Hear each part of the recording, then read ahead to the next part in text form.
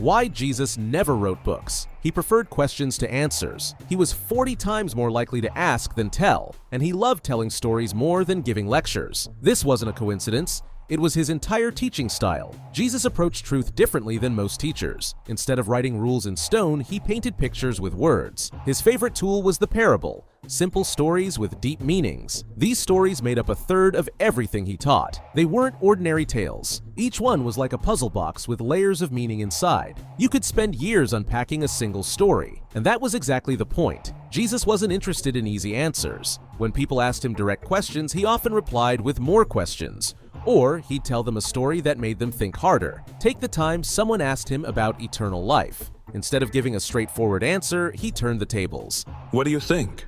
He asked. What does the law say? The man replied that we must love God and love our neighbor. You're right. Jesus said. Do this, and you will live.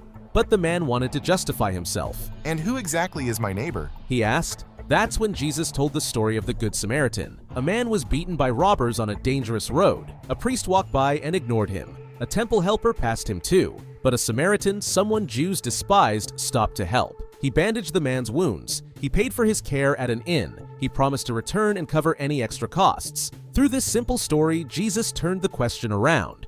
Instead of defining who deserves our help, he showed what it means to be a good neighbor. The answer wasn't about who to love, it was about how to love. This method wasn't random. Jesus wanted people to wrestle with truth. He knew that ready-made answers don't change hearts, but stories do. 4 decades after Jesus died, his followers wrote these stories down.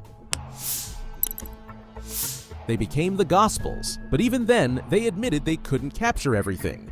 John ended his Gospel with a striking admission. Jesus also did many other things. If every one of them were written down, I suppose the world wouldn't have enough room for the books that would be written.